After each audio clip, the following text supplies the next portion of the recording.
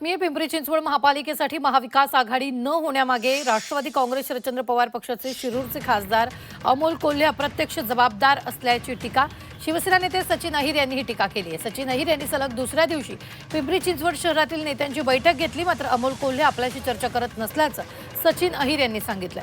तसंच शिवसेना उद्धव बाळासाहेब ठाकरे पक्ष आज रात्री उशिरा किंवा उद्या सकाळी पिंपरी चिंचवडसाठी पहिली यादी जाहीर करेल अशी माहितीही त्यांनी दिली आहे। पिंपरी चिंचवड शहरात वंचित बहुजन आघाडीशी चर्चा झाली नसल्याचं स्पष्ट करतानाच शिवसेना उद्धव बाळासाहेब ठाकरे पक्ष, मनसे आणि काँग्रेसशी चर्चा झाल्याचं अहिर यांनी स्पष्ट केलंय।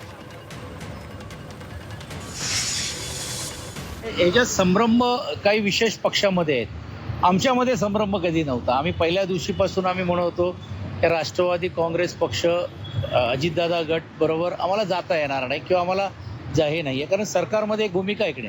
आता स्थानिक स्तरावरती ते चिन्हावर लढणार आहेत नाही लढणार आहे, या सीटवर त्या सीटवर, तो त्यांचा विषय। आता राहिला विषय जो आम्ही आमची भूमिका या अगोदरच घेतलेली आहे, ते आले महाविकास आघाडीचे घटक म्हणून तर निश्चितपणे स्वागत आहे। आता पुण्यामध्ये ते बसतायत बरोबर, म्हणजे मला आश्चर्य वाटते की कालपर्यंत सुप्रियाताई आम्ही सर्व चर्चा करून पुण्यामध्ये बसतायत। इकडचे शिरूर लोकसभेचे सन्माननीय माझे मित्र सहकारी खासदार साहेब ते इकडे महाविकास आघाडीवर न बसता ते आज त्यांच्यावर बसतायत। म्हणजे शेवटी त्यांना जिल्हा परिषदला सामोरे जायचं आहे, बाकीच्या नगरपालिकेवर सामोरे जायचं आहे, तर तुम्ही कसं जाणार? मग कार्यकर्त्यांच्या वरती तुम्ही जर ही निवडणूक सोडत असेल, मग ही महाविकास आघाडीची चर्चा करण्याची सोपस्कर काय होती?